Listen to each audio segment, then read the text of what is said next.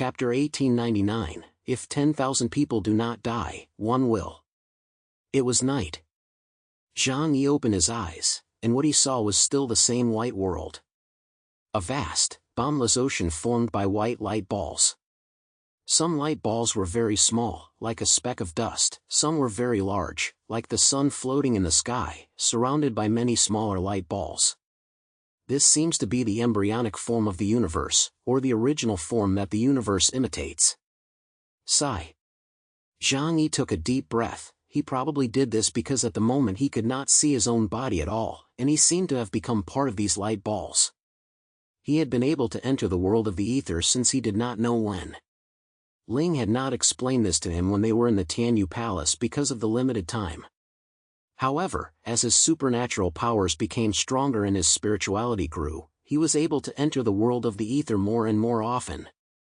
It was somewhat like returning to one's roots. Ha, just kidding. Soon after Jeang Yi's appearance, not too far away from him, a huge sphere of light suddenly began to grow larger in his field of vision. It wasn't growing larger, it was moving towards him. Jeang Yi felt as if he could move it with his mind, but it was definitely not moving as fast as the huge sphere of light. Almost in a flash of inspiration, it arrived in front of Jeang Yi. Then from the sphere of light, limbs gradually extended out, and a shape appeared. It finally took on the appearance of a humanoid creature. Jeang Yi was familiar with this face. It was Ling, one of the 4 knights of Tianyu Palace. I didn't think I'd see you again, Ling. Although Jeang Yi was a little surprised, he had no knowledge of this world, so after a long time of various shocking experiences, he became numb to everything. He naturally greeted Ling well. I knew you'd come, so it's nothing strange, Ling replied. Jeang Yi asked curiously, are you still you now? Even if the true spirit returns to the ether, you are not part of Kagago, but the Ling, I know? No, I am both. Ling answered calmly. I am one with Kagago, and I am also one with you. It's just that you have not yet returned to the ether. Ling's perception of the physical world is the information we bring back with us. The more powerful the spirit, the more information it can bring back. So, I have retained a considerable amount of memories. After all, 99% of my memories can be deleted during my billions of years of life. This seems to explain why some people are born claiming to have memories of past lives. The essence of the spirit is like a storage device, and the more powerful the spirit, the greater the capacity. Jeang Yi muttered to himself. This is an unexpected reunion. However, I have recently encountered a bit of trouble. No, it's quite a big trouble. Damn, when I knew that after I died, I would enter this ether realm, I suddenly felt that life and death seemed like a trivial matter. So you see, even though I know that my body in the physical world may be destroyed, I can still speak to you in a calm tone, Jeang Yi said with a feigned air of humor. Ling looked down at Jeang Yi. Her enormous spiritual body was in front of Jeang Yi, as large as the full moon. Your worries will be mentioned to me, and that is most likely because of Drucker. Right? Jeang Yi nodded. An imprint has been placed on me, and so has my friend. Could it be a death warrant? Ling said indifferently, Drucker will indiscriminately hunt down all living beings with high spirits. Not just you, but all high-spirit living beings in this world are their targets. However, since you have been baptized by the sea of spiritual substance, you are definitely among the first few on their menu. Jeang Yi let out a long sigh. Shift. Just as expected. Is there a way to avoid it? Jeang Yi asked, not giving up hope. Of course. Ling gave a positive response. 2 ways. First, seal them. Second, flee as far as possible. Jeang Yi said, recently, someone approached me, wanting to take advantage of the fact that he was seriously injured to seal him up.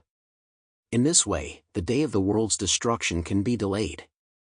Do you think this is reliable? Ling raised the corners of her mouth. From her face, Jeang Yi saw glaring contempt. It is true that Drucker was seriously injured by the combined efforts of the 4 of us. In our normal state, Drucker was not a major threat. But at that time, we had already begun to disintegrate and return to the ether, so we only managed to cause him serious injuries. Furthermore, if we had not acted at the right time, he would have been judged by the rules of this world, that is, by Kagago. Therefore, his injuries were extremely serious. If it had not been for Drucker, any creature of any race would have died at this time. Jeang Yi's eyes gradually became brighter. In other words, there is a good chance that we will succeed, right? Ling said, his power is less than 0.01% of his peak. However, killing you humans is still incredibly easy. Time dried up the silence for Jeang Yi. So there is no hope? Ling laughed lightly. Hey, Mr. Chaos. What do you think of the end of the world? What makes you think that the end can be so easily survived?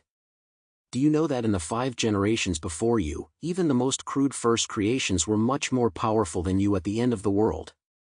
Over the course of more than 4 billion years, countless civilizations have been born on this planet. The vast majority of them have reached extraordinary levels of civilization.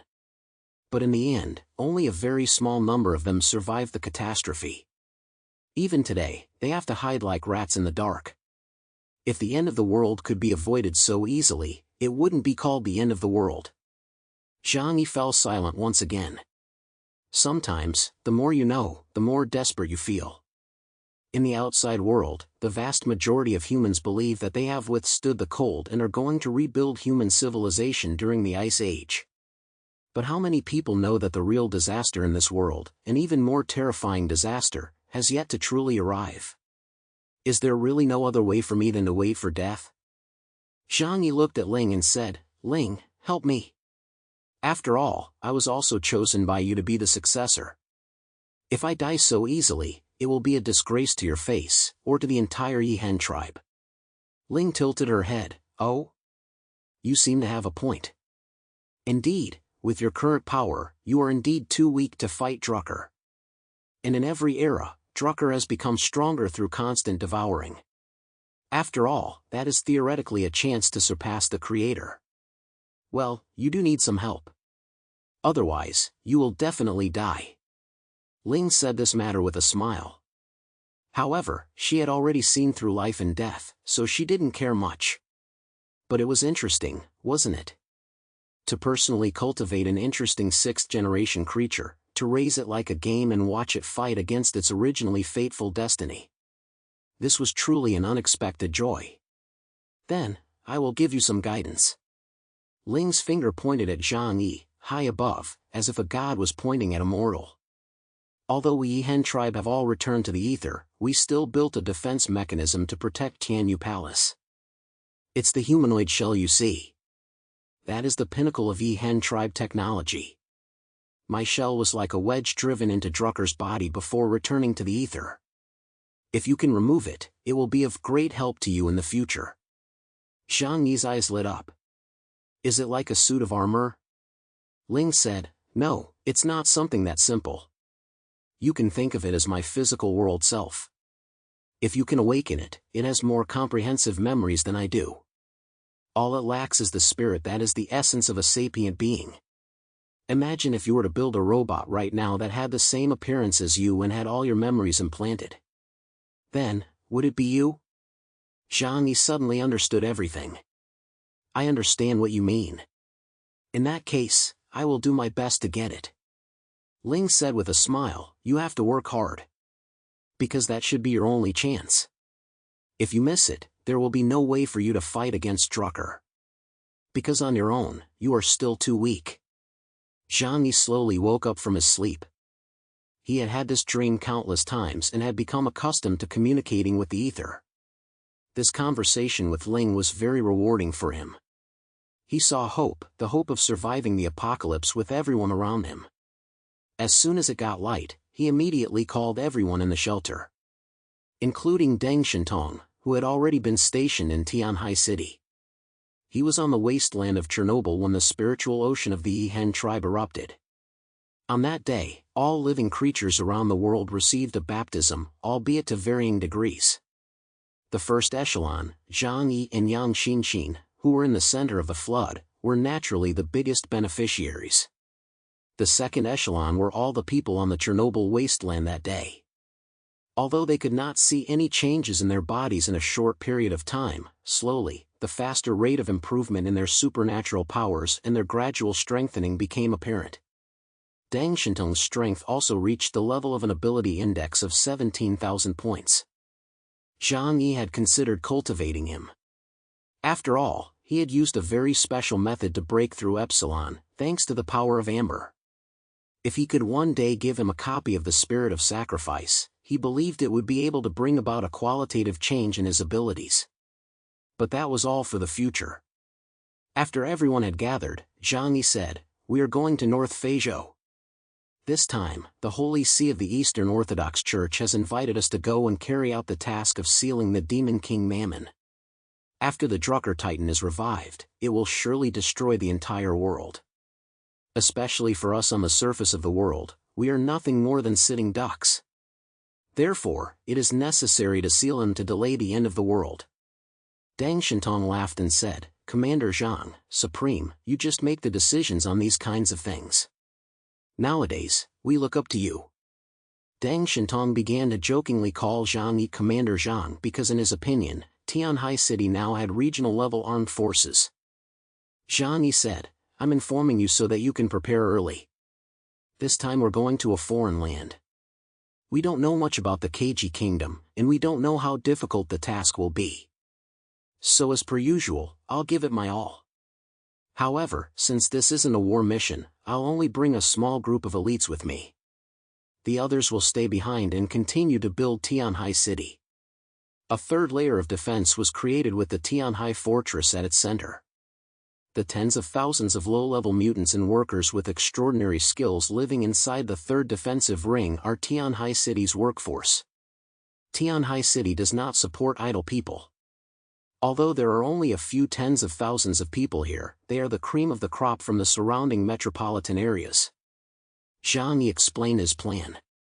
Once again, the Source's core team would go all out, taking the Tianhai Fortress with them.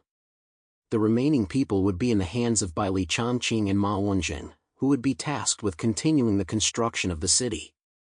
Deng Shentong said, "If it's in North Feizhou, our family's tentacles don't extend there yet, but I have some friends in Euro who can help investigate." Jeang Yi nodded, "Okay, then do your best. When you actually get there and meet up with the Holy See, they will provide the necessary information, but it's always more reassuring to have it yourself." The family members were already used to this kind of thing, so they got ready in an orderly manner. Yang Xinxin suddenly spoke up at this time, saying, "Brother, I have tried to do some simulation for this operation. I have some very important information to share with you." Simulation? Jeang Yi looked at Yang Xinxin in some surprise. He didn't remember Yang Xinxin having any abilities related to time. In a daze, he thought back to the incident at Tianyu Palace, where Yang Xinxin had been chosen by 2 knights. Could it be that after that, she had awakened some even more powerful abilities? Once he thought about it, it immediately became reasonable. Yang Xinxin said to Jeang Yi, "Brother, do you remember the Akashic records I told you about before?" Jeang Yi nodded. "You told me about a theory called the Laplace's demon, right? Laplace's demon is a classic theory in the field of physics. The person who proposed the theory was named Laplace. In that era, people believed that Newton's classical mechanics could explain all phenomena in the universe. So Laplace proposed the hypothesis of a monster that could know exactly the position and movement of every atom in the universe, and that also had extraordinary computing power, being able to instantly calculate the position and movement of all the atoms in the universe at any future time based on Newton's laws of motion, and thus accurately predict all future events. Similarly, it could also calculate backwards to know the state of the universe at any time in the past. Put simply, after the universe was born, its past, present and future are all set, provided that it is not affected by external factors. Just like a train moving at a constant speed in a straight line, without the influence of external forces, its position at any point in time can be calculated mathematically. The Akashic records are a theory similar to Laplace's demon. He believed that there is such a record at the center of the universe, recording all the information about the entire universe from its birth to its destruction. Throughout the ages, many people who could foresee the future have inadvertently connected to the Akashic records. Among them, in the Huashu Kingdom, the most famous few are the well-known Jeang Yi, Yuan Tiangang, Li Chunfeng and Lu Bowen. Jeang Yi predicted that the Zhou dynasty would last for 800 years, with some setbacks along the way. Yuan Tiangang and Li Chunfeng's Tui Bei Tu accurately predicted the historical trends of the next millennium, while Lu Bowen's Xiao Binggu has also been proven to be in line with the trajectory of future development. Jiang Zi's claims are difficult to verify, but Tui Bei Tu and Xiao Binggu have been passed down to the present day and have been proven. Yang Xinxin said, "I was indeed greatly inspired after returning from Chernobyl. After studying the Tui Bei Tu, I knew that today's end of the world, as a rare super event in ancient and modern times, would definitely be confirmed in the diagram. As it turned out, I really found some clues." She looked at Jeang Yi, her eyes full of excitement. "And it's about you, brother." Jeang Yi froze for a moment, and it took him a few seconds to point to his nose. "Me?" More than 1,000 years ago, the ancestors even had a hexagram related to him? I don't know if I should say I'm honored or unlucky. Because those in the historical whirlpool are either emperors, generals, or huge unlucky eggs. When the rest of the family heard this, they looked over very curiously. "Oh? Is that so? Ms. Yang, I hope you can tell us more about it." Deng Shintong showed a very interested look. Fatty Su laughed and said, "Young Master Deng, I didn't realize that someone of your stature also believes in this. I would have thought that people from wealthy families with a world-class education wouldn't believe in metaphysics." Deng Shintong glanced at Fatty Su, his eyes betraying a hint of helplessness. "On the contrary. You probably don't know this, but in fact, the higher up in the world you are, the more you believe in metaphysics. The Deng family, for example, has a professional numerologist. Let me put it this way, even if I want to get married, I have to calculate the other person's Ziwei Doshu to see if they can produce good offspring." Uncle Yu and Fatty Su were both full of surprise, but Zhou Qir, Yang Xia, and the others did not show much change in expression. They also came from high society and had heard about these things. Deng Shintong explained to Fatty Su and Uncle Yu, every big family has its own fortune teller. For example, the Li family you are familiar with has a branch that has accumulated great wealth on Hong Kong Island, and it has a fortune teller to tell its fortune. And this is the case with every big family in the country. Even ordinary people, after coming into contact with the upper circles, or getting lucky in business or getting a government position, will become obsessed with this. Because when a person reaches a certain level, they will understand one thing: all your success comes mainly from fate, not your own efforts. This side is when the time comes, the world works together, and when the luck is gone, the hero is not free. You study hard for more than 10 years, work hard, but it's not as good as someone who appears on TV once and becomes famous. If you are destined to be an official, you don't need to study. Deng Shintong's explanation made Fatty Su and Uncle Yu think. If you say so, isn't personal effort completely useless? Uncle Yu was a little disappointed. Deng Shintong, however, shook his head. Not really. As the saying goes, 7 parts are destined, 3 parts are hard work. According to Ziwei Doshu, there are 3 factors that determine a person's destiny: heaven, earth, and people. Heaven, geography, and people. People account for 1/3, so personal effort has the opportunity to change one's destiny against the will of heaven. Deng Shintong's words made perfect sense, and he looked like a charlatan who set up a stall to tell fortunes. But Jeang Yi believed in this. Because he knew that the world operates according to the will of the Creator, and that the individual is just a single machine outside the main server. Deng Shintong looked at Yang Xinxin and said, Tui Bei Tu is a classic work of metaphysical numerology, and people from all dynasties have analyzed it. But most of it is nonsense. Ms. Yang, what do you think? Yang Xinxin said, it was when I learned that my brother was going to the Keiji Kingdom in North Phasio that I suddenly had a feeling, as if I had suddenly had an epiphany about the hexagrams in the Tui Bei Tuesday. She unfurled the hexagram in midair for everyone to see. The hexagram depicted a burly man with his fists clenched in a fighting stance. There were also prophecies in an ode below it. The prophecy said, "Dark clouds and heavy mist, no sword is needed for the killing. If 10,000 do not die, one will not escape." The ode says, "A soldier with a bow, only says I am the white-headed old man. A golden sword is hidden in the east, the warrior enters the emperor's palace through the back door." The crowd stared at these words for a long time, unable to understand their meaning, and even less sure how they related to Jeang Yi. They were waiting for Yang Xinxin to explain. Yang Xinxin, under the gaze of everyone, pointed at the picture and began to interpret. "This time we are going to the Keiji kingdom. The purpose is to obtain the seal of Mammon, the spear of Longinus. So we will inevitably clash with the higher-ups of the Keiji kingdom. Dark clouds and gloom, killing without a sword." It may be referring to Mammon, because in the mythology of the Huashu kingdom, Mammon is called Zhulong. We all saw what happened in Chernobyl. He has the ability to cover the sky and hide the sun. But there is another explanation, which is the current situation in the Keiji kingdom. The commander rules over darkness, so the sky and earth are overcast. The most important thing is the next sentence: "If 10,000 people do not die, one will not escape." Deng Shintong listened carefully and gave his opinion. "Does that mean that killing one person and saving 10,000 is correct?" He looked at Jeang Yi and asked in an inquiring tone, "Is heaven telling us to kill Commander Sane?" Yang Xinxin said, "If you interpret this sentence alone, there may be another meaning. And this has to do with the power of faith. The power of faith was explained to us by the Undertaker before. As long as the most devout believers make a vow in their hearts and concentrate a large amount of weak power in one person, it will have a powerful effect. So killing one person is equivalent to killing the power of 10,000 people." A flash of thought appeared in her eyes.